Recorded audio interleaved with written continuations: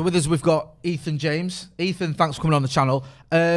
Just from a Newcastle point of view, how's the season been so far? Obviously, you're not doing too well in the league, but in terms of performances, how have you judged it? Oh, it's been pretty dire, to be honest, Jay. So, first question: are you putting that accent on? No, this is my real accent. I am unfortunately a Newcastle United fan, Joe. But the start of the season's been rubbish.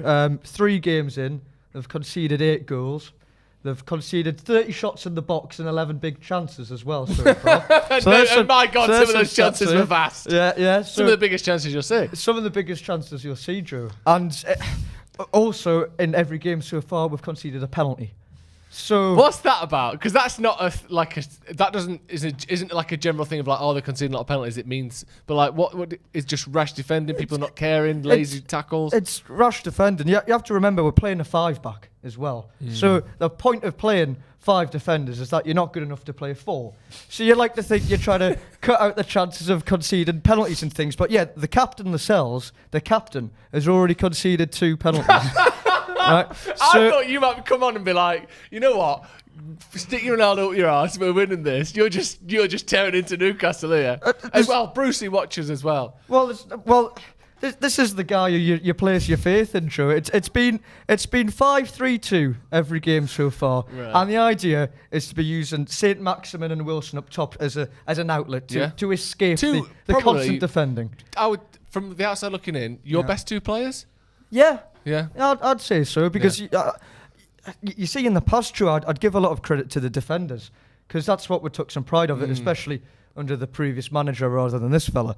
But at the minute, I think Wilson and St. Maximin are definitely Newcastle's best players because they're the ones who get you out of the trouble. But the problem is they're injured most of the season.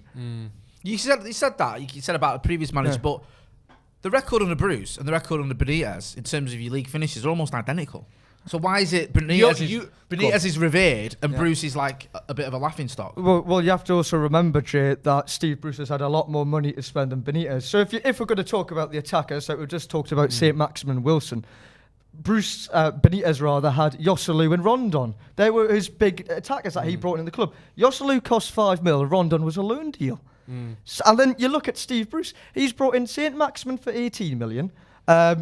Wilson was 20, I think. Willock for 25. He's had the money to spend. And if you're just stagnating or staying at a pretty much similar place, surely you'd expect to be improving, no? Why do you think then? Because obviously it's not like you got Steve Bruce in, he's a big name. Rafa was just a small, we didn't want to give him the money as a championship manager. Rafa Benitez has won La Liga, has won Champions Leagues. Why do you think he didn't get the money and Bruce did? I'm not too sure. You have to take into account as well, in Benitez's first season, Newcastle got relegated. They sold a lot of players. And then he still really didn't get that investment when we went back up. Why has Bruce got the money now and Benitez doesn't?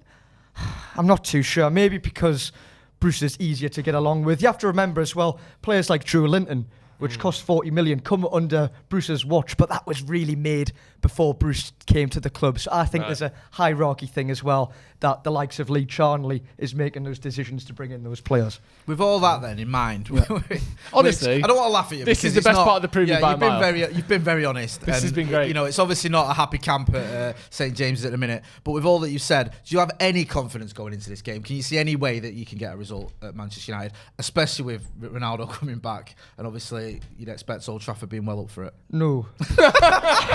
The longer you were answering that question, Ethan's face slowly just your soul was just drifting out of your body there when I say that. No, not a... I'll give you the stats before, Jay. We've conceded 8 goals in 3 games, 2 every game. I mean, the last game against Southampton, there was hope that we got a 90th minute winner. We're going berserk, and then you concede a 96th minute penalty. It's looked like that. I don't like laughing. There's no luck whatsoever. And then the next trip, you're like, oh, who we got next? We got Man United. Oh, they brought in the best player in the world. Brilliant. Where's the hope? Where's the enthusiasm there, Jay? There is none. Give us a score prediction. Be honest now.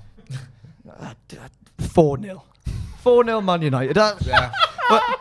I don't think we've ever had a preview where we've had anyone give a prediction for a 4-0 loss for their team, whether it's an opposition fan or a United fan. That just goes to show how privileged we are as United fans. We are. And, you've painted a pretty grim picture of what's going on at St. James's. And Man United fans, especially on this channel, have definitely moan an awful lot, and more so than they probably should do. So Definitely be grateful for your football club, and it's not so bad with the ownership. There's worse owners out there.